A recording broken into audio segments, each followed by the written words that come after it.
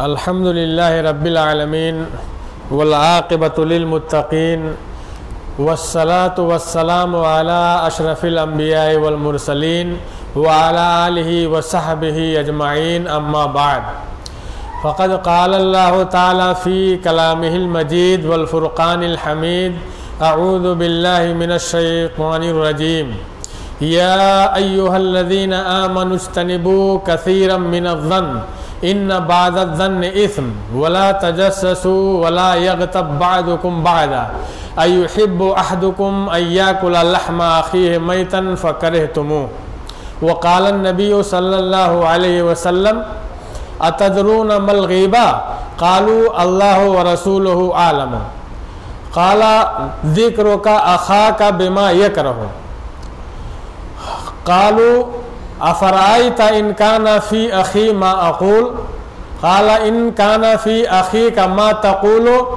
फ़क़द इग़्तबतहु व इन लम यकुन फ़ीहि फ़क़द बहतहु।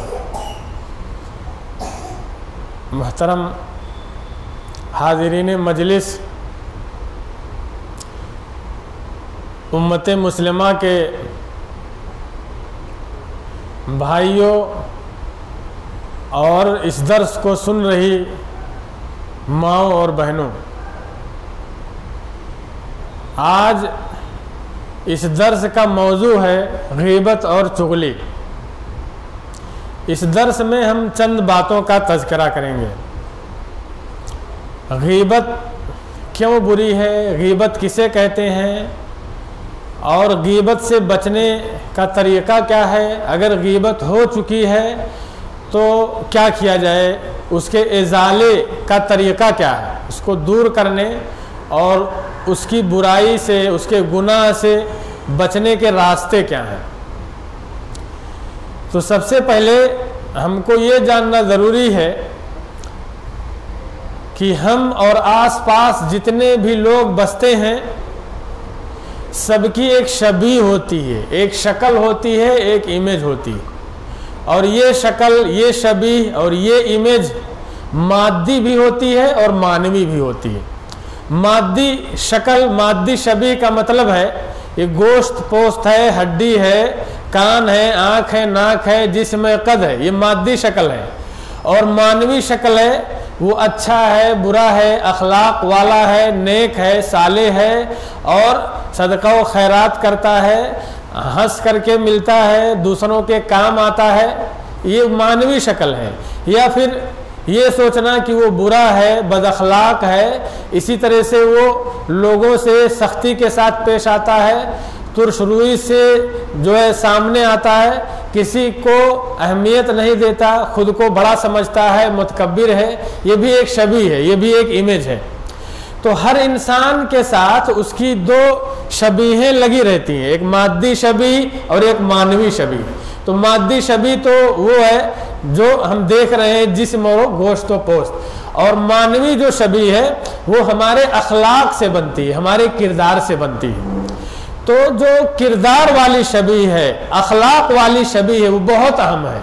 अखलाक वाली, किरदार वाली शबीह इतनी अहम है कि उसी की बुनियाद पे आपके लिए अल्लाह सुब्हानहू ताला जन्नत और दोज़ख का फैसला करेगा। और इस दुनिया में उसी मानवी शबीह, मानवी इमेज के बुनियाद पे लोग जो है आपके साथ बर्ताव करते हैं। अगर किसी शख्स के बारे में ये मालूम हो कि वो बदअखलाक है, बदकिरदार है, बुरा है, तो लोग उसे सख्ती से पेश आते हैं, एराज करते हैं, हट जाते हैं, दूर भागते हैं। अगर किसी के बारे में ये मालूम हो कि वो अखलाक वाला है, नेक है, बाकिरदार है, तो उसके करीब होते हैं, कुशादा दिली से उसका इस्तकबाल करते हैं और इंतहाई जो है खुशी के साथ उससे मिलते हैं।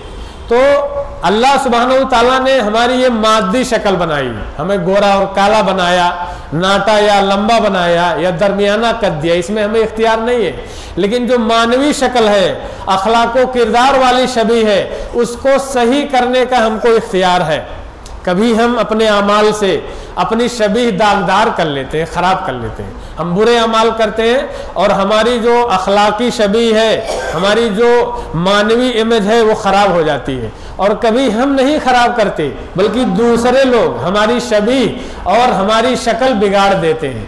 तो जो दूसरे लोग बिगाड़ते हैं वो कैसे बिगाड़ते हैं? जाहिर सी बात है कि वो दूसरे लोग हमारे खिलाफ जबान चला करके, बदगोई करके हमारी शबीह बिगाड़ते हैं और हमारी तस्वीर जो है धधली कर देते हैं। लोगों के दिलों में हमारी जो तस्वीर है उसको मैली कर देते हैं।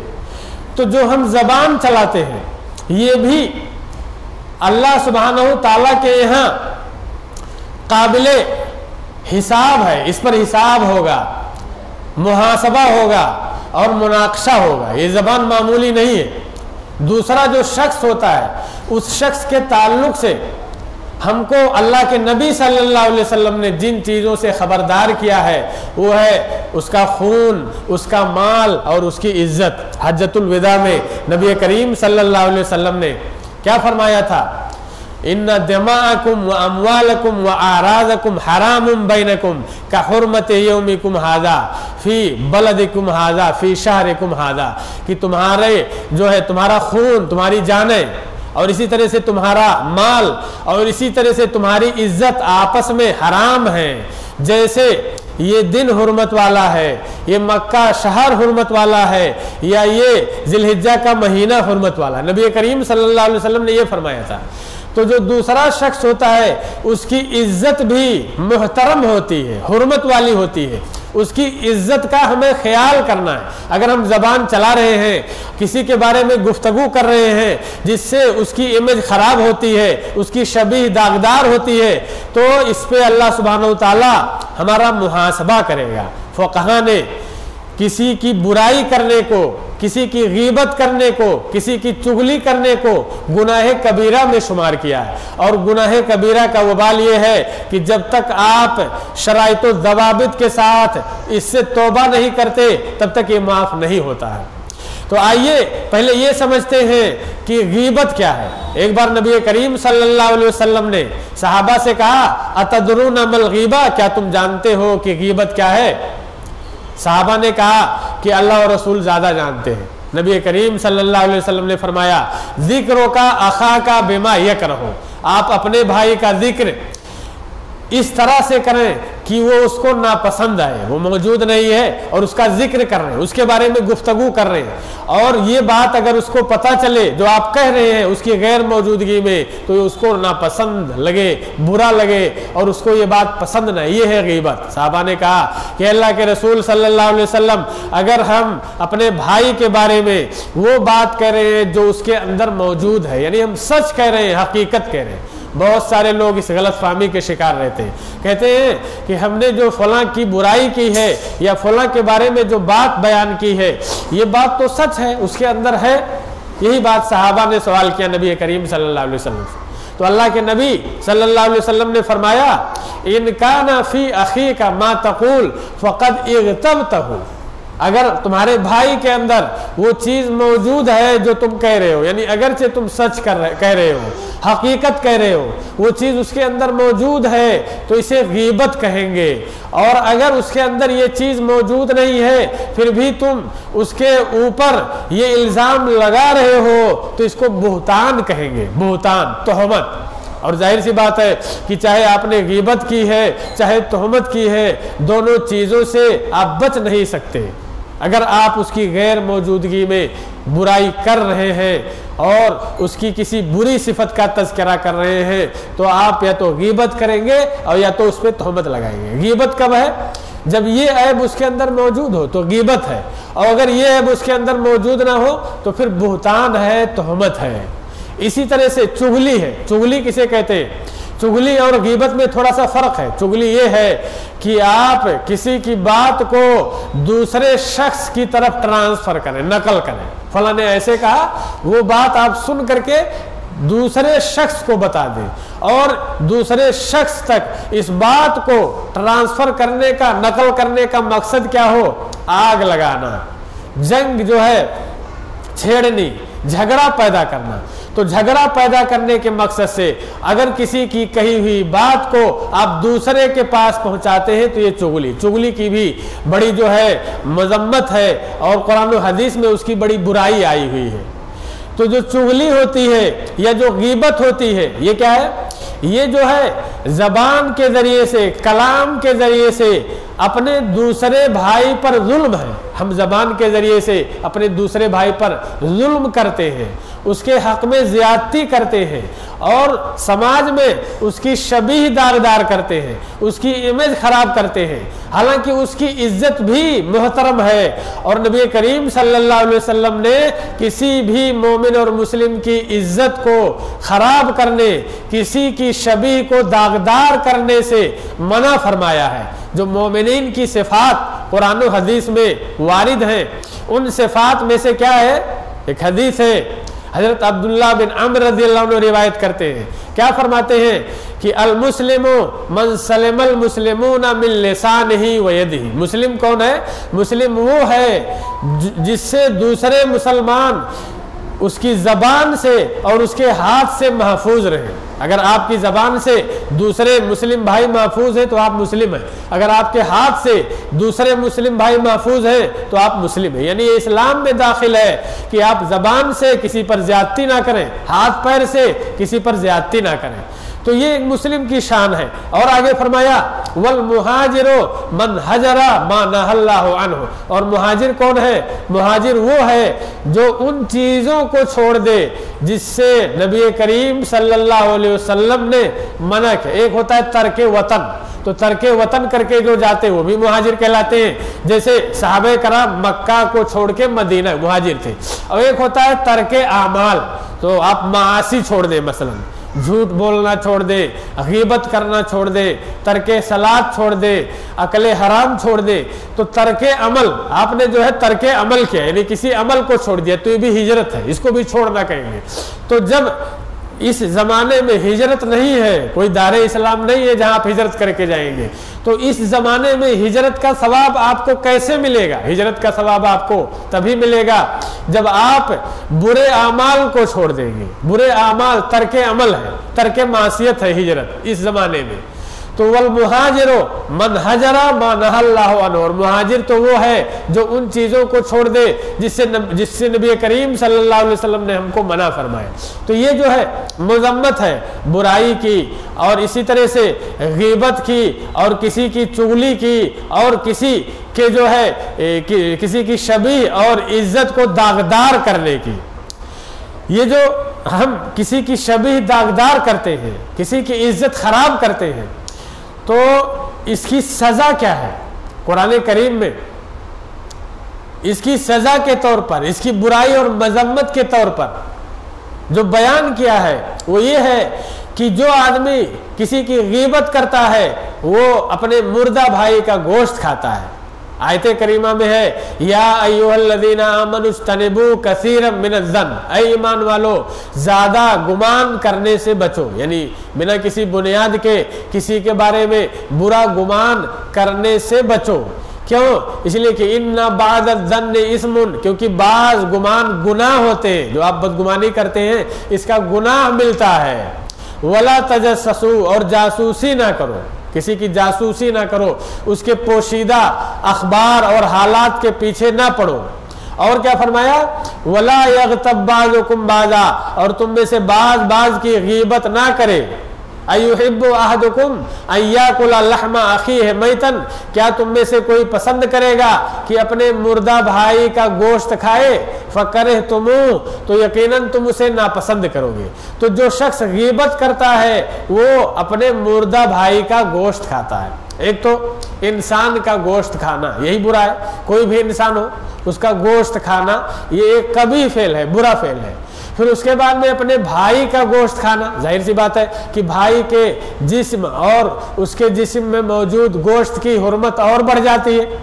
फिर वो भाई ऐसा है कि वो जिंदा नहीं बल्कि मुर्दा है, मर चुका है। मुर्दा बिल्कुल आपके हाथ में होता है, मुर्दा बदस्त जिंदा। जो मुर्दे होते हैं उनके अंदर तसर्रुफ करने, हरकत करने, जवाब देने का इख्तियार नहीं होता है, आपके हाथ में वो मुकम्मल।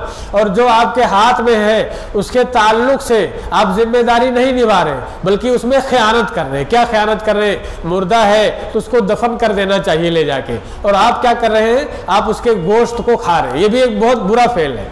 तो जो भाई गैर हाजिर है, उस मजलिस में मौजूद नहीं है, जिस मजलिस में उसका जिक्र आ रहा है, वो गोया कि मुर्दा है, वहाँ पे नहीं है। जो गैर मौजूद है वो गोया कि मुर्दे के हुक्म में है। अब उसका मामला आपके हाथ में, आप लोगों के हाथ में जो उस मजलिस में मौजूद हैं, वो आपके इख्तियार में और आपके कलमात और ज़बान के मातहत है।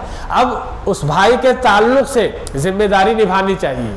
जिम्मेदारी ये थी कि अगर कोई बुराई उसके अंदर थी भी और आप जानते भी थे तो उसको दफन कर देना चाहिए, जैसे मुर्दे को दफन करते। लेकिन आपने क्या किया कि दफन तो नहीं किया, बल्कि उसके गोश्त को आपने खाया और खुद को आलूदा किया। तो ये जो है बुराई है गीबत की, और एक तरह से ये सज़ा है गीबत करने वाले की। इसी तरह से गीबत की जो दूसरी सज़ा है वो नबी करीम सल्लल्लाहु अलैहि वसल्लम फरमाते हैं कि लम्मा औरजा भी, जब मुझे मेराज कराया गया तो मरत बेकौमिन यखमुशूना सुदूरहुम व वजूहहुम, तो मैं ऐसी कौम से गुजरा जो अपने सीनों को और अपने चेहरों को नोचते थे। लहुम अज़ाफ़िरो मिन नुहास, उनके जो नाखून थे वो जो है तांबे के थे, तांबे के नाखून थे, और उस नाखून से अपने चेहरे को वो जो है नोच रहा है, सीने को नोच रहा है। ये जो है मेराज की रात नबी करीम सल्लल्लाहु अलैहि वसल्लम को दिखाया गया। आलम बरज़ख में जो गीबत करता है उसकी ये सज़ा है कि वो अपने सीने को और अपने चेहरे को नोचेगा। आप जब किसी की बुराई करते हैं, किसी की गीबत करते हैं, तो गोया कि आप अपने चेहरे को और अपने सीने को उसके ताल्लुक से नोच रहे हैं, खुद को जख्मी कर रहे हैं, गुनाहों से खुद को आलूदा कर रहे हैं। यही चीज़ आलम बरज़ख में जो है एक मुजस्सम होके एक जो है सूरत में सामने आ गई, और हम जिस तरह से अमाल करते हैं बिल्कुल उसी तरह से अल्लाह सुब्हानहू तआला सज़ा देता है। अल जज़ाउ मिन जिनसिल अमल, जैसी करनी वैसी भरनी। तो जो सज़ा मिलती है वो हमारे अमल की मुनासबत से मिलती है। हम जिस तरह से अमल करते हैं वैसे अल्लाह सुब्हानहू तआला हमें सज़ा देता है। तो हमारा अमल क्या था कि हम जो है किसी की बोटी नोचते हैं ज़बान से, किसी की बुराई करते हैं, किसी की शबी दागदार करते हैं, तो हमको क्या सज़ा मिलेगी कि हम अपनी ही बोटी नोचेंगे क़यामत के दिन। और आलम बरज़ख में अल्लाह सुब्हानहू तआला जब हमको सज़ा देगा तो वो सज़ा होगी कि हम खुद से अपनी बोटी नोचें, नाखून ताबे के होंगे और अपने चेहरे को नोच रहे होंगे और सीने को नोच रहे हैं, ये सज़ा है। इसी तरह से तीसरी सज़ा क्या है? तीसरी सज़ा ये है, हज़रत अब्दुल्लाह बिन अब्बास रज़ी अल्लाह अन्हु फरमाते हैं, क्या फरमाते हैं कि नबी करीम सल्लल्लाहु अलैहि वसल्लम मदीना में 2 कब्रें थी, वहाँ से गुजर रहे थे। मर्रा रसूलुल्लाह सल्लल्लाहु अलैहि वसल्लम बेक़ब्रैन, 2 कब्रों से गुजर रहे थे। कब्रों से गुजरने के दौरान नबी करीम सल्लल्लाहु अलैहि वसल्लम को वही हुई, आपको बताया गया उन असहाबे क़ुबूर के बारे में कि उनको अजाब दिया जा रहा है। आपने अपने सहाबा से कहा कि इन्नहुमा लयुअद्दबान, इन दोनों को अजाब दिया जा रहा है, सज़ा दी जा रही है। वमा युअद्दबान फी कबीर, और किसी बड़े जुर्म और बड़े गुनाह के एवज अजाब नहीं दिया जा रहा है, बल्कि छोटा सा गुनाह। क्या छोटा सा गुनाह?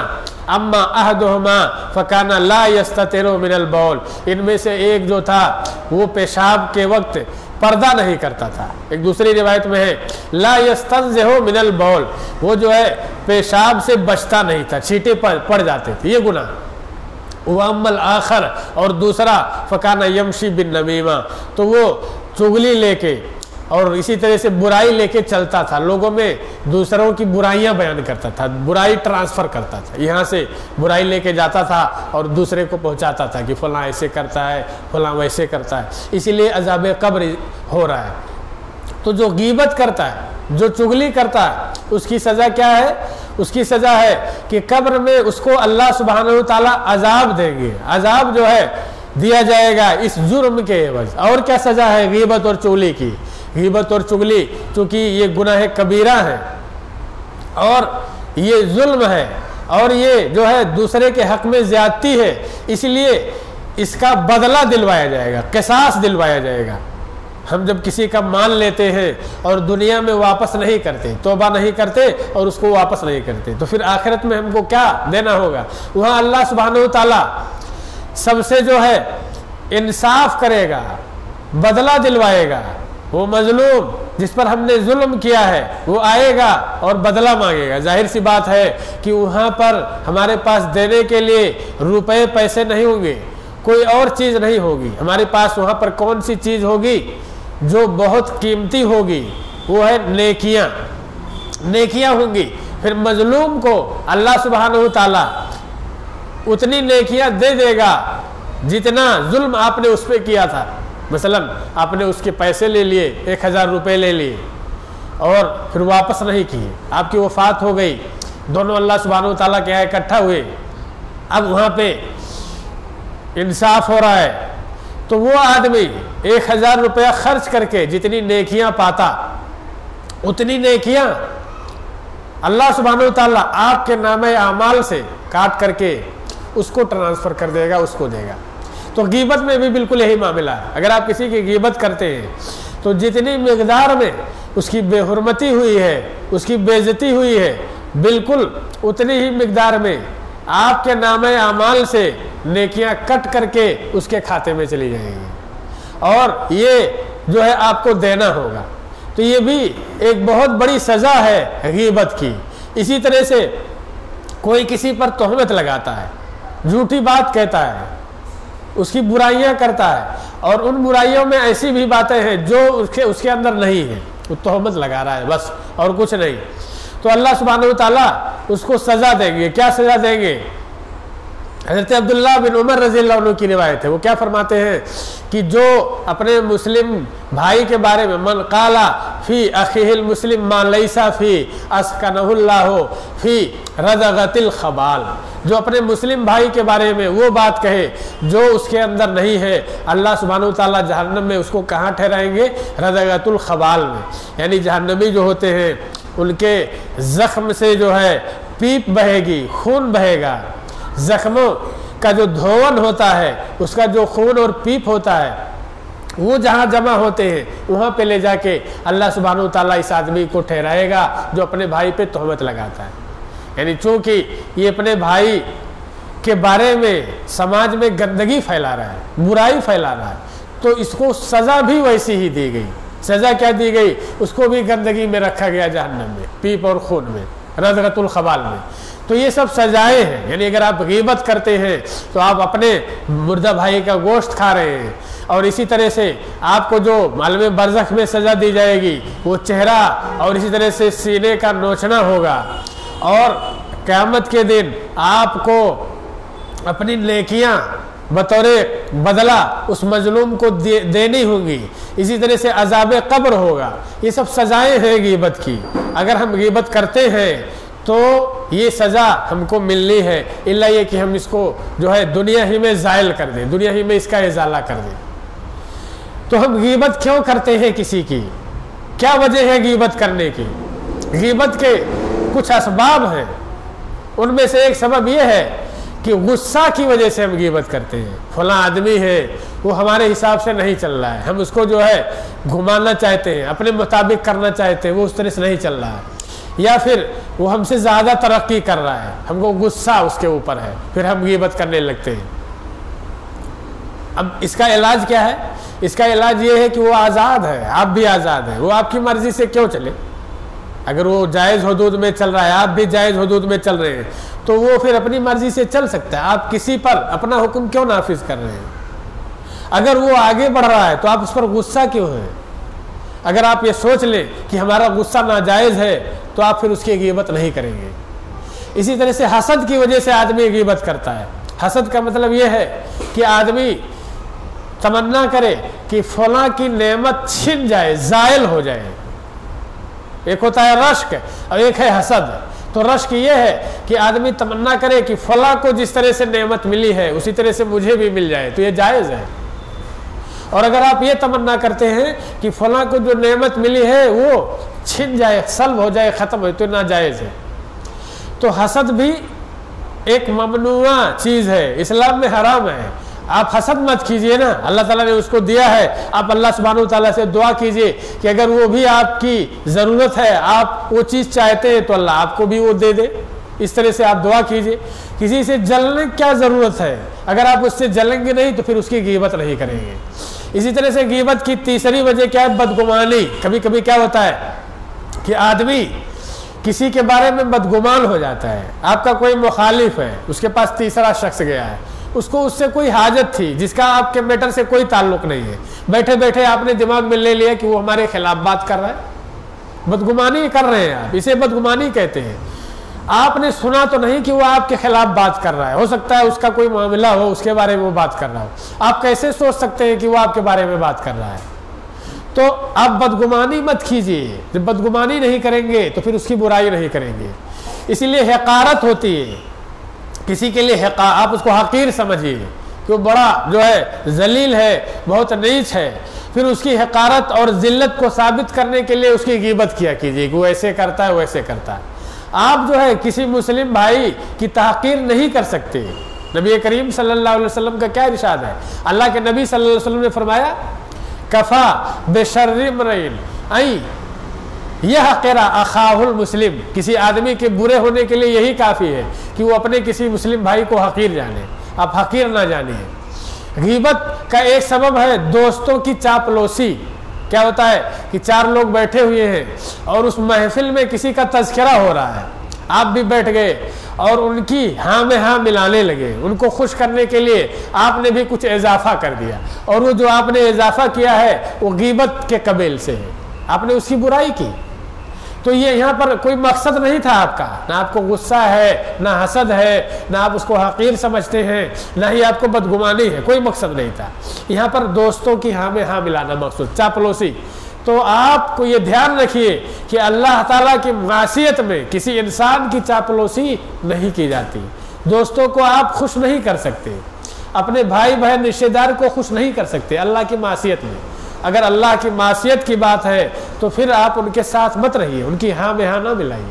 अगर कोई अच्छी बात हो रही है जो अल्लाह ताला की नाफरमानी नहीं है, मासियत नहीं है, तो फिर उनका साथ दीजिए। अगर इसका इल्तिज़ाम करेंगे तो गीबत नहीं होगी। इसके अलावा बहुत सारे लोग ये कहते हैं कि हम जब दो लोग इकट्ठा होते हैं तो दोनों एक दूसरे से उनसियत हासिल करना चाहते हैं, उल्फत, मोहब्बत, उनसियत और तफरीह करना चाहते, वक्त गुजारना चाहते हैं, कोई मौजू नहीं होता है और फिर किसी का जिक्र निकल आता है और गीबत शुरू कर देते हैं। या कहीं पिकनिक पर जाते हैं, किसी महफिल में जाते हैं, उस महफिल में बैठते हैं और उसके बाद में उस महफिल में कोई बात नहीं होती है और बातों ही बातों में किसी की बुराई निकल आती है, तब हम गीबत करने लगते हैं। इसका क्या हल है, इसका क्या इलाज है? तो देखिए, चाहे आप वक्त गुजारी के लिए गीबत करें, चाहे बात से बात निकल आने की वजह से गीबत करें, गीबत की तो वही सज़ा है और गीबत की शनाअत और कबाहत वही है जो बयान की गई। और ये जो दोस्त जिनकी हाँ में हाँ मिला रहे हैं, ये वो महफिल जिसमें आप टाइम पास कर रहे हैं, उस महफिल के लोग आपको क़यामत के दिन एक नेकी भी नहीं रहेंगी। ये जो गीबत की वजह से आपके नामे अमाल से नेकियां कट रही हैं, उन नेकियों में से एक नेकी भी नहीं रहेगी, बल्कि आपको अपने ही ज़ख़ीरे से देना होगा। एक शायर कहता है कि नेकियां कम पड़ रही थी नामे अमाल में, शुक्र है कि दोस्तों की गालियां काम आ गई।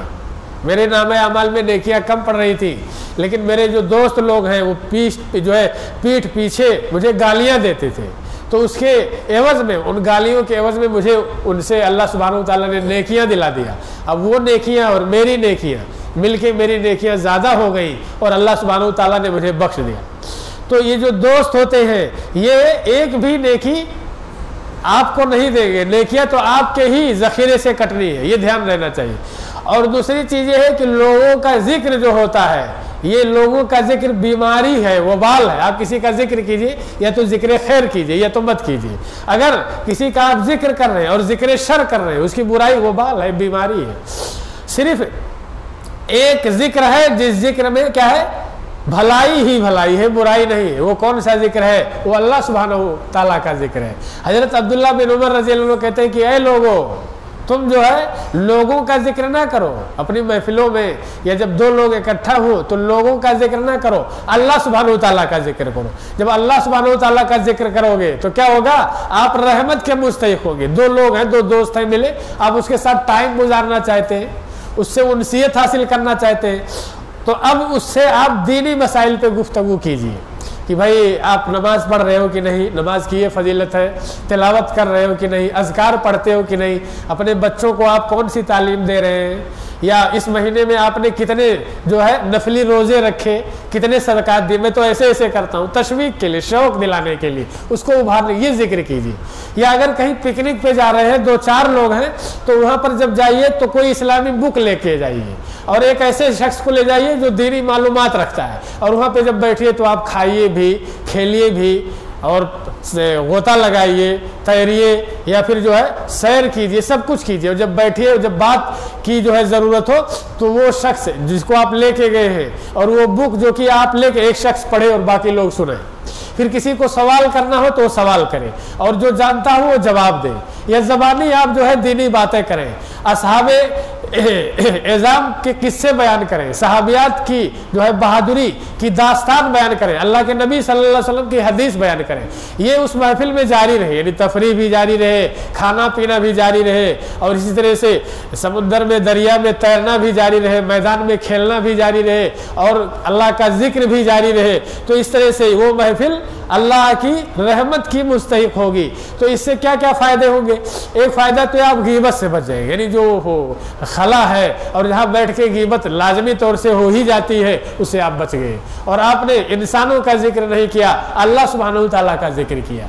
तो ये बहुत बड़ी जो है हुसूलियाबी है, ये बहुत बड़ा जो है इनाम है अल्लाह सुब्हानहू तआला का, कि महफिल जमी और उसमें अल्लाह सुब्हानहू तआला का जिक्र हुआ, जिससे आप सवाब के मुस्तहिक हुए। किसी इंसान की आपने बुराई नहीं की। इसीलिए हमारी माएँ बहनें और औरतें जो हैं वो दूसरी सहेली से मिलती हैं, पड़ोसन से मिलती हैं, या किसी रिश्तेदार से मिलती हैं, या किसी और मिलने वाली से मिलती हैं, फिर आपस में गुफ्तगू शुरू करती हैं। तो उनसीयत हासिल करने के लिए, वक्त गुजारने के लिए, हाल चाल लेने के लिए, या बात में बात मिलाने के लिए आप किसी इंसान का जिक्र ना करें, और अगर जिक्र करें तो जिक्र खैर करें, जिक्र शर ना करें। अगर जिक्र ही करना है तो किसी इंसान की नेकी की, उसके भलाई की तारीफ करें, या फिर इंसान का मौजू ही छोड़ दें, अल्लाह सुब्हानहू तआला का तज़किरा करें, उसकी नेमतों का जिक्र करें, जन्नत की नेमतों का जिक्र करें, जहन्नम के अजाब का जिक्र करें, या मौजू में किसी सहाबी या सहाबिया को ले लें, हज़रत फ़ातिमा रज़ी अल्लाह अन्हा का जिक्र करें, हज़रत सफ़िया बिनते अब्दुल मुत्तलिब का जिक्र करें, और उनके हालात बयान करें कि बहन वो सहाबिया में पढ़ रही थी, उस किताब में इस तरह से था, या फला दर्स में मैं शरीक थी, उस दर्स में बयान ये चीज़ बयान की गई। तो इस तरह से दो लोग जब बैठेंगे और अल्लाह सुब्हानहू तआला का जिक्र करेंगे, दीनी बातों का जो है जिक्र होगा, तो फिर वो महफिल रहमत वाली बन जाएगी, जहमत वाली नहीं। और गीबत और चुगली से इस तरह से आप बच सकेंगे, और आपको जो है सवाबे दारैन मिलेगा, दुनिया में भी भलाई और आखिरत में भी भलाई। इसी तरह से महफिल के कुछ आदाब होते हैं, महफिल के कुछ आदाब। तो महफिल के आदाब में से ये है कि जब महफिल ख़त्म हो तो जो है महफिल के ख़त्म होने की दुआ पढ़ ली जाए। नबी करीम सल्लल्लाहु अलैहि वसल्लम ने मजलिस का कफ़ारा, या इसी तरह से महफिल के ख़त्म होने की एक दुआ बतलाई है, और वो दुआ ये है, सुब्हानका अल्लाहुम्मा व बिहम्दिका व अस्तगफिरुका व अशहदु, सुब्हानका अल्लाहुम्मा बिहम्दिका व अस्तगफिरुका व अशहदु अल्ला इलाहा इल्ला अंत। ये जो है कफ़ारे मजलिस की दुआ है। तो कफ़ारे मजलिस की दुआ पढ़ लें। कफ़ारे मजलिस की जब दुआ आप पढ़ते हैं तो क्या होता है कि मजलिस में जो कुछ आपकी ज़बान से निकला उसका कफ़ारा हो जाता है। बहुत सारी चीज़ें आपने कही, उसका कफ़ारा हो जाता है। इसी तरह से कफ़ारे मजलिस की दुआ आपने पढ़ ली, सुब्हानका अल्लाहुम्मा व बिहम्दिका व अशहदु व अस्तगफिरुका व अतूबु इलैक व अशहदु अल्ला इलाहा इल्ला अंत, ये पढ़ लिया। अच्छा, उसके बाद आप उठे तो मजलिस में पहले जो कुछ हुआ था, जितनी भी चीज़ें आपने बयान की थी, और उसमें बहुत सारी चीज़ें जो आपने बयान की हैं उसमें कुछ गलत भी चीज़ें थी, उसका कफ़ारा हो गया, अल्लाह सुब्हानहू तआला उसको जो है मिटा देगा। और अगर किसी की आपने गीबत की है, उस मजलिस में बुराई कर दी है, तो अब उसकी दो सूरतें हैं। एक सूरत तो ये है कि जिसकी आपने गीबत की है उस तक आपकी ये गीबत, आपकी ये बात पहुंच जाए। अगर ये बात उस तक पहुंच गई और उसने सुन लिया तो फिर आपके ऊपर लाजिम है कि उसके पास जाइए और उससे माफ़ी मांगिए। अगर वो बख्श देता है तो फिर मामला ख़त्म हो गया, और अगर नहीं बख्शता है तो वो गुनाह कबीरा है और आपका उसके ऊपर जुल्म है जो लिखा जाएगा। और अगर वो बात नहीं पहुंची है तो फिर जाने दीजिए, अगर उस तक वो बात नहीं पहुंची है तो छोड़ दीजिए, उसके पास मत जाइए। उसी मजलिस में, जिस मजलिस में आपने उसकी बुराई की है, उसी मजलिस में आप उसकी तारीफ कीजिए, है ना, उसकी तारीफ कीजिए ताकि ये उसके बदले हो जाए। और अल्लाह सुब्हानहू व तआला से मगफरत तलब कीजिए, बख्शिश मांगिए, और दोबारा फिर किसी की गीबत ना कीजिए, तौबा कर लीजिए गीबत से, अपने लिए भी बख्शिश मांगिए, उसके लिए भी बख्शिश मांगिए, और उन महफिलों में आप जो है उसकी तारीफ कीजिए जिसकी आपने गीबत की थी। इस तरह से आप गीबत के गुनाह से छुटकारा पा जाएंगे। उलमाए कराम ने एक और चीज़ बयान की है कि बाज़ मसलहतों की वजह से, बाज़ जो है राजिह और बेहतरीन फ़ायदों के लिए चंद जगहों पर गीबत की इजाज़त है। तो जो जगहें हैं जहाँ गीबत की इजाज़त है वो 6 जगह हैं। वो 6 जगहें कौन है? 6 जगहों में से एक जगह है जुल्म, यानी किसी ने आपके ऊपर जुल्म किया है मसला। तो जुल्म जिसने किया है वो जुल्म की वजह से हुर्मत वाला नहीं रहा, उसकी अब हुर्मत उठ गई, अब उसका एहतराम नहीं किया जाएगा। अल्लाह सुब्हानहू व तआला फरमाता है ला युहिब्बुल्लाहुल जहरा बिस्सुइ मिनल क़ौल इल्ला मन ज़ुलिम। अल्लाह सुब्हानहू व तआला किसी की बुराई का ऐलान पसंद नहीं करता, मगर मजलूम जालिम की बुराई कर सकता है, जालिम के बारे में वो बोल सकता है पीठ पीछे। तो अगर आपके ऊपर जुल्म हुआ है तो आप जालिम की बुराई कर सकते हैं, मजलूम को इजाज़त है, तो यहाँ पर गीबत जायज़ है। इसी तरह से दूसरी जगह जहाँ पर गीबत जायज़ है वो क्या है? वो है मुनकर का इज़ाला।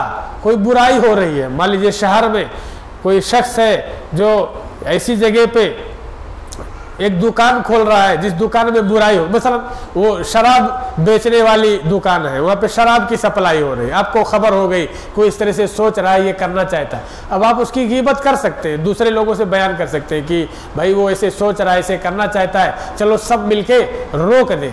तो मुनकर के इजाले के लिए भी आप गीबत कर सकते हैं, क्योंकि वो बुराई करना चाहता है और आपका मकसद है बुराई से उसको रोकना ताकि उसकी बुराई से समाज मुतासिर ना हो, इसलिए वहाँ गीबत कर सकते हैं, मुनकर का इजाला। इसी तरह से तीसरी जगह जो है जहाँ गीबत आप कर सकते हैं वो है मशवरा तलब करना या फतवा तलब करना। किसी से आप मशवरा तलब कर रहे हैं या फतवा तलब कर रहे हैं, तो आप जो है किसी जिससे बयान कर रहे हैं, जिससे आप पूछ रहे हैं, उससे उस मुताल्लिका शख्स की बुराई बयान कर सकते हैं। जैसे हजरत हिंद थी, हिंद ये अबू सुफियान की बीवी है, अबू सुफियान की बीवी हजरत हिंद रज़ियल्लाहु अन्हा नबी करीम सल्लल्लाहु अलैहि वसल्लम के पास आई और वकालत अन्ना अबा सुफियान रजुलन शही, कि अबू सुफियान एक बखील आदमी है, ला यूतीनी मा यकफीनी व वलदी, वो नहीं देते उतना जो मेरे लिए और मेरी औलाद के लिए काफ़ी हो जाए, तो फिर क्या मैं उनकी जेब से और उनके माल से इतना ले सकती हूँ जिससे मेरा खर्च चल जाए, ये कहा। तो उन्होंने अबू सुफियान की बुराई की, कहा कि अन्ना अबा सुफियान रजुल शही हूँ, रजुल शही, बखील आदमी, कंजूस आदमी। तो उन्होंने जो बुराई की, जो गीबत की, ये गीबत जायज़ थी। क्यों? इसलिए कि उन्होंने फतवा तलब करने के लिए कहा था। अगर वो पूरे तौर से मसला ना बताती, जिस मसले में ये बयान करना भी ज़रूरी था कि अबू सुफियान बखील हैं, तो अल्लाह के रसूल कैसे सही जवाब देते, सही फतवा देते। तो फतवा तलब करते वक्त अगर कोई मुताल्लिका शख्स हो जिसकी बुराई बयान करनी ज़रूरी हो तो आप वहाँ पर जिक्र कर सकते हैं। यहाँ इसी तरह से मशवरा तलब करते वक्त हज़रत फातिमा बिन्त अबी क़ुबैस है, वो जो है कहती है कि मुझे पैगाम आया शादी का, तो मुआविया रज़ियल्लाहु अन्हु ने पैगाम दिया और अबू जहल ने पैगाम दिया, तो मैं अल्लाह के रसूल के पास गई और मशवरा तलब किया कि मैं किसका पैगाम कबूल करूँ, कौन बेहतर है मेरे निकाह के लिए। तो नबी करीम सल्लल्लाहु अलैहि वसल्लम ने उनको मशवरा देते हुए क्या कहा?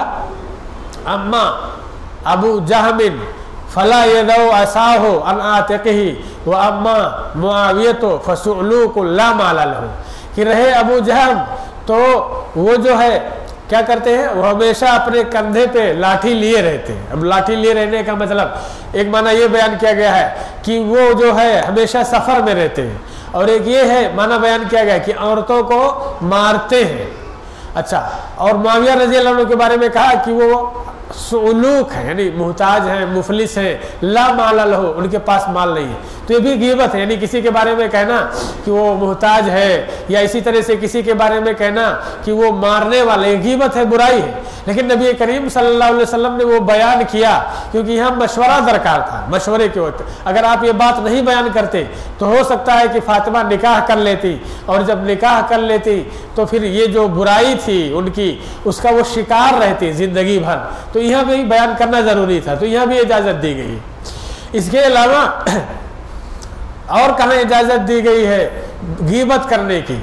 गीबत की इजाज़त दी गई है शर से बचाने के लिए, किसी के अंदर कोई शर हो उससे बचाने के लिए। जैसे हदीस की किताबें हम पढ़ते हैं तो जो हदीस के रावी होते हैं उन रुवात के बारे में आता है कि फला कज़्ज़ाब था, फला रावी कज़्ज़ाब था, यह हदीस ज़ईफ़ है, फला रावी बिदाती था, या इसी तरह से फला रावी को वहम हो गया है, फला का हाफिजा कमज़ोर था, इनका ज़ब्त सही नहीं है, फला की किताब जल गई थी। मुहद्दिसीन ये सब बयान करते हैं हदीस की किताबों में।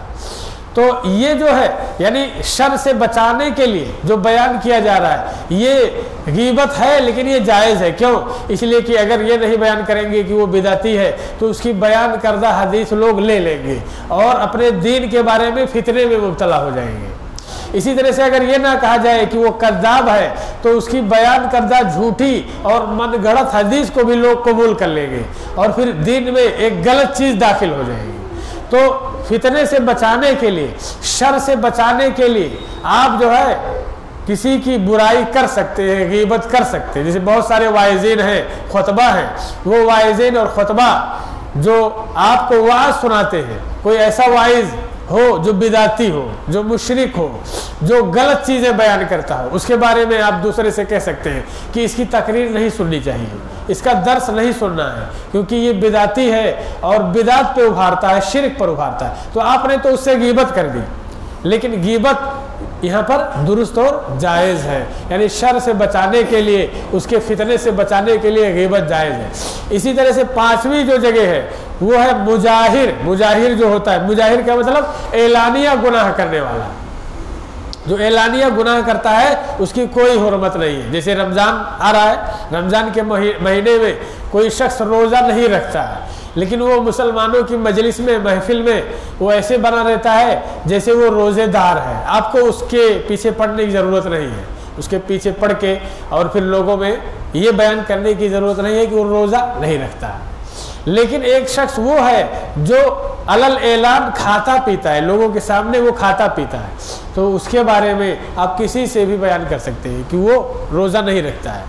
इसी तरह से एलानिया कोई तर्के सलात का मुजरिम है, नमाज नहीं पढ़ता है, तो फिर आप उसके बारे में भी दूसरे से बयान कर सकते हैं कि ये जो है तारिके सलात है। ये गीबत नहीं है। जो एलानिया गुनाह करे उसकी बुराई बयान करना गीबत नहीं, यह भी इजाज़त है।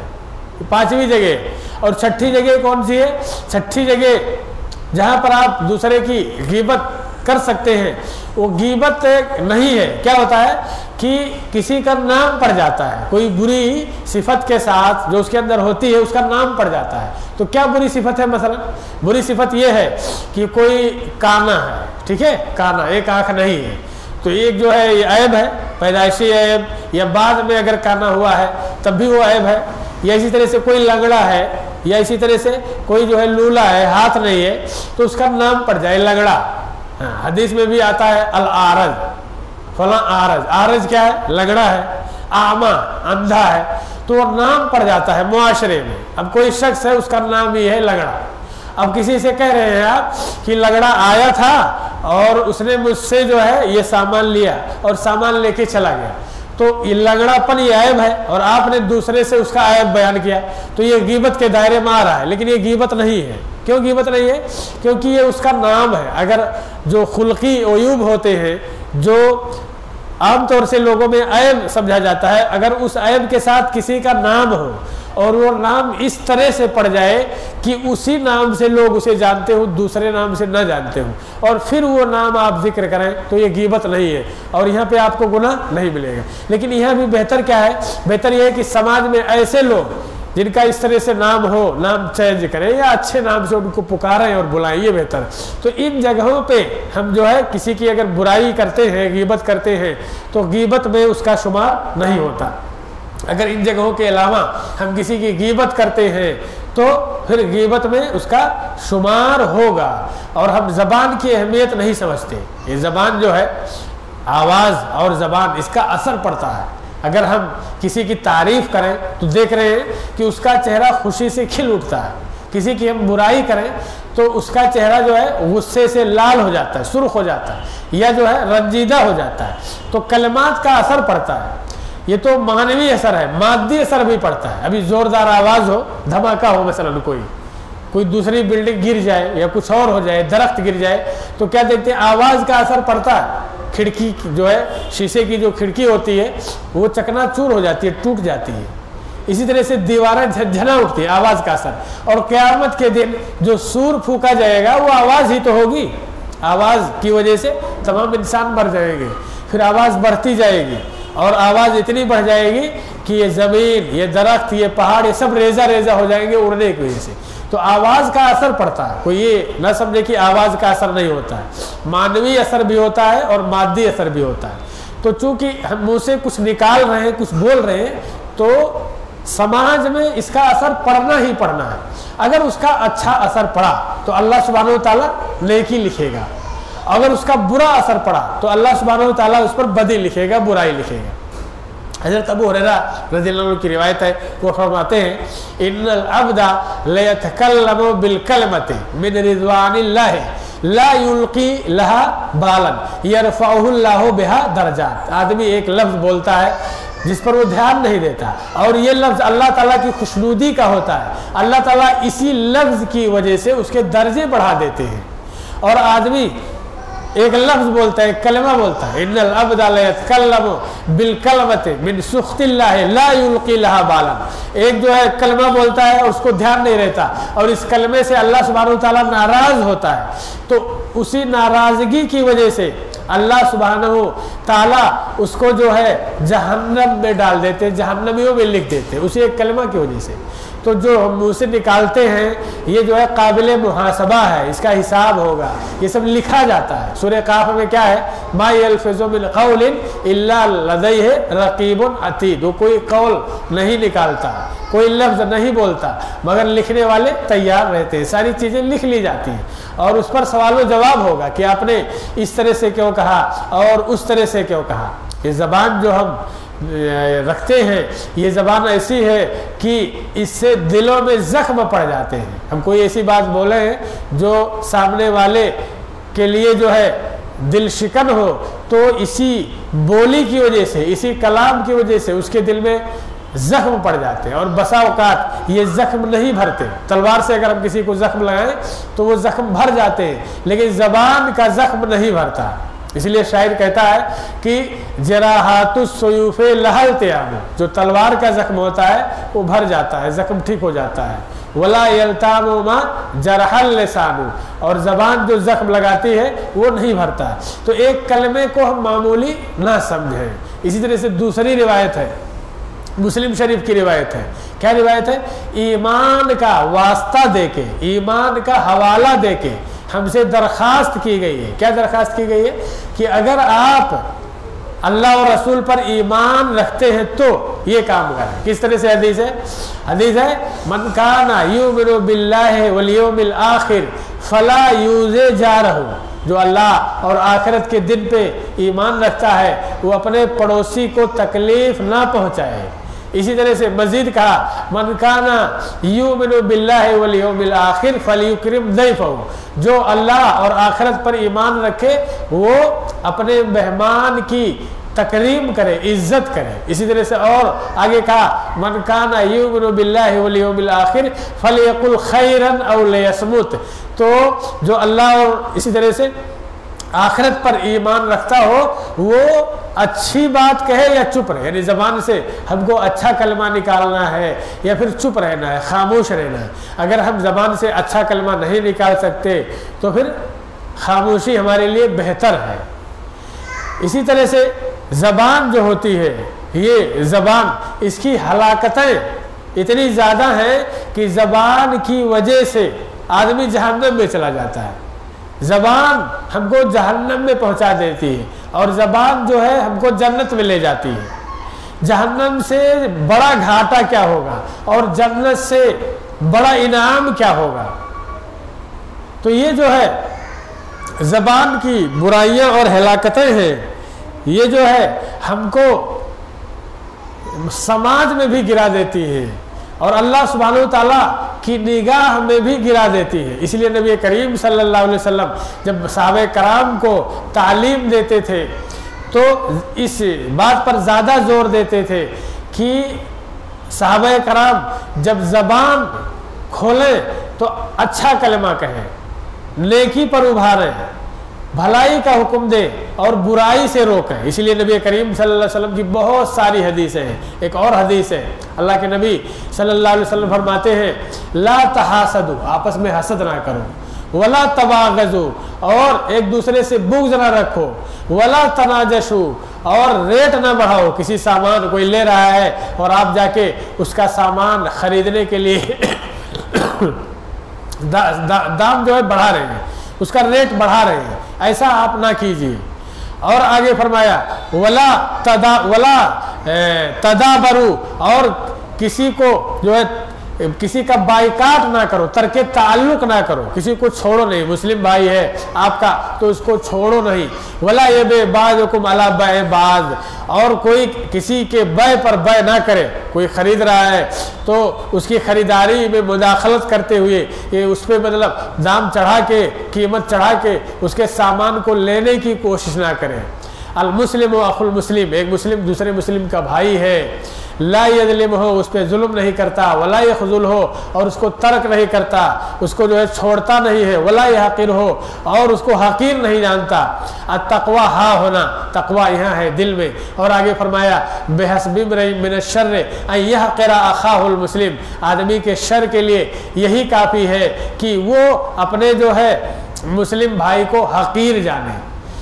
तो जो गीबत और चुगली है ये ज़बान के गुनाहों में से है और हमको इससे बचना है। ये गुनाह कबीरा है। अगर हम इस गुनाह कबीरा से नहीं बचते हैं तो इसकी सज़ाएं मुक़र्रर हैं, और सबसे बड़ी सज़ा ये है कि वो हसनात ले लेगा, नेकियां ले लेगा। और इससे बचने का जो तरीक़ा है वो ये है कि हम जो है अपने गुस्से को काबू में, किसी पर नाजायज़ गुस्सा ना करें, हसद ना करें, बदगुमानी ना करें, और इसी तरह से महफिलों में लोगों का जिक्र ना करें, अल्लाह सुब्हानहू तआला का जिक्र करें, दीनी बातें करें। हम किसी की शबीह और किसी की शक्ल को दागदार ना करें, और किसी को मुआशरे में जो है हम बुरा ना बनाएं अपनी ज़बान से और उसके बारे में गलत बातें मशहूर करके। और इसके साथ साथ अगर हम किसी मजलिस में बैठते हैं और मुंह से बहुत सारी चीज़ें निकल जाती हैं तो हम कफ़ारे मजलिस की दुआ पढ़ें, इस्तिग़फ़ार करें। अगर जिस शख्स की हमने बुराई की है उस तक वो बुराई पहुंच गई है तो जाके माफ़ी मांग लें। अगर बुराई नहीं पहुंची है तो जिन मजलिसों में हमने उसकी बुराई की है उन मजलिसों में उसके लिए मग़फ़िरत तलब करें, और इसी तरह से हम उससे तौबा कर लें इखलास के साथ और दोबारा उस काम की तरफ न लौटें। अगर हम ये सारी चीज़ें अपनाएंगे तो हम गीबत से छुटकारा पा सकते हैं, और माफ़ी मांग के, जिसकी हमने गीबत की है उससे माफ़ी मांग के या उसके लिए इस्तिग़फ़ार करके हम गीबत के गुनाह का इज़ाला कर सकते हैं। अगर हमने दुनिया में उससे माफ़ी नहीं मांगी है और इसी तरह से उसके लिए इस्तिग़फ़ार नहीं किया है तो गुनाह वही रखा रहेगा और हमारी नेकियां भी रखी रहेगी। फिर जब तराजू कायम होगा तो अल्लाह सुब्हानहू तआला उसको बदला दिलवाएगा, और जब बदला दिलवाएगा तो हमारे हसनात में से उसको बदले में बहुत सारी नेकियां दे दी जाएंगी। तो इन सारी चीज़ों से बचने के लिए ज़रूरी है कि हम गीबत से जो है बचे रहें, अपनी ज़बान को काबू में रखें, चुगली से बचे रहें, अपनी ज़बान को काबू में रखें। वरना ये जो हमारी नेकियां हैं इतनी मेहनत से हम करते हैं, इतनी कोशिश और शौक़ से करते हैं, यही नेकियां दूसरे लोग ले लेंगे जिन्होंने इन नेकियों को कमाने में मेहनत नहीं की है, जिन्होंने इसके लिए हमारी तरह मशक्क़त नहीं उठाई है। इसी तरह से अज़ाबे कब्र भी गीबत के जो है गुनाहों का एक सबब है। अगर हम गीबत करते हैं, गीबत के गुनाह हमारे पास हैं तो अल्लाह सुब्हानहू तआला हमको अज़ाबे कब्र देगा। आलमे बरज़ख में सीने और सर को नोचने का अज़ाब भी गीबत की वजह से और किसी की बुराई करने की वजह से हमको जो है मिलता है। हम अगर इन सज़ाओं से बचना चाहते हैं, उसके गुनाहों से बचना चाहते हैं, तो हम गीबत को और चुगली को तर्क कर दें, ताकि समाज खूबसूरत रहे। हम किसी की अगर बुराई करेंगे तो दुश्मनी पैदा होती है और झगड़े होते हैं, और इस तरह से तनातनी और समाज में तनाव आ जाता है। फिर समाज जो है एक ऐसा समाज बन जाता है जिसमें लोग एक दूसरे से नफरत करते हैं। अगर हम समाज को खूबसूरत बनाना चाहते हैं तो हम किसी की बुराई ना करें, जिक्र करें तो जिक्र खैर करें, ताकि मोहब्बत कायम रहे, दोस्ती कायम रहे। अल्लाह सुब्हानहू तआला से दुआ है कि अल्लाह रब्बुल आलमीन हमको गीबत और चुगली जैसे गुनाह कबीरा से बचाए और ज़बान को कंट्रोल और काबू में रखने की तौफीक दे। और अगर हमसे ये गुनाह हो गया है तो जिस तरह से इस गुनाह का इजाला किया जाता है उस तरह से हम इसका इजाला करें, और इसी तरह से हम ये तदबीरें भी अपनाएं जिन तदबीरों को अपना के गीबत से हम बच सकते हैं। वो हसाद, बदगुमानी और किसी को हकीर जानना, और इसी तरह से दोस्तों की हाँ में हाँ मिलाना, ये सब तर्क कर दें और खाली मजलिसों में अल्लाह का जिक्र करें। अल्लाह सुब्हानहू तआला हमको इसकी तौफीक दे। आमीन। व आखिरु दावाना अल्हम्दुलिल्लाहि रब्बिल आलमीन। अस्सलामु अलैकुम व रहमतुल्लाहि व बरकातुहू।